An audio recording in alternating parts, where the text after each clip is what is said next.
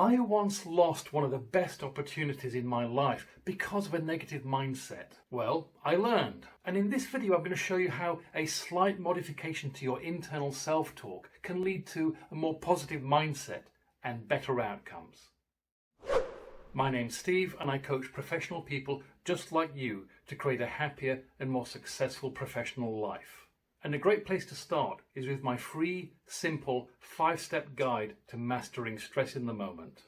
When I was in my 20s, I let a fabulous job opportunity slip by because I had a negative mindset about it, which was reflected in the way I talked to myself about it with my inner self-talk. I don't mean negative in the sense that I thought I would fail or that I thought it was a bad opportunity, but that I let myself get caught up more in why I couldn't than how I could. Now, as you'll know if you've watched any number of my videos, I did a lot of work with my coaches and my teachers around that time on changing this stuff around. I learned a lot about how our inner self-talk, those internal conversations that we have with ourselves, gets into a sort of self-fulfilling loop with our mindset. In other words, a certain type of self-talk will tend to push you more towards a certain kind of mindset, and then once you're in that certain kind of mindset, it will reinforce you having that kind of self-talk. It gets cyclical, and sometimes it's worth breaking that cycle to start moving it in another direction. Now, I don't really like the word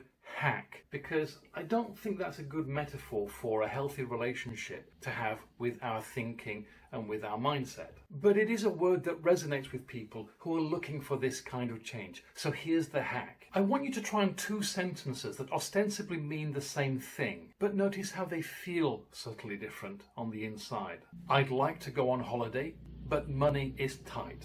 Money is tight, but I'd like to go on holiday.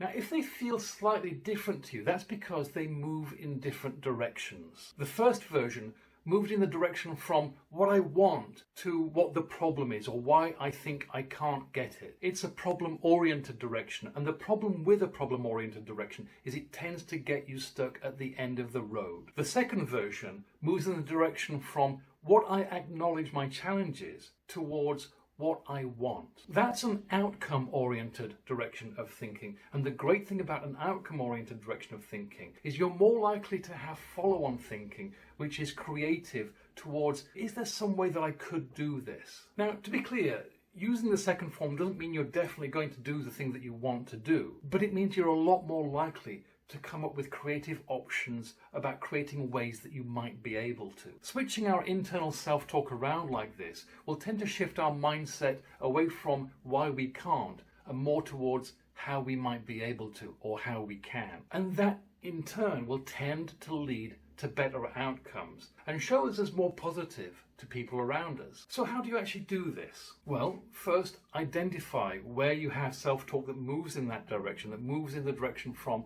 what you want to why you think you can't have it, and restate it to yourself in the direction of the challenge that you acknowledge, but moving towards what it is you want to create or what it is you want to achieve. It is that simple, but it may take practice because you're dealing with what might be a habit that's formed over a long time here. But, like all things, try it on. Don't just believe anything that I say. Try it on for yourself. If it doesn't work for you, let it go. If it proves helpful to you, then keep going with it. To quote Bruce Lee, absorb what proves useful. Now, to capitalize on this with more positive thinking habits, watch this video here. This is Steve, wishing you health and happiness.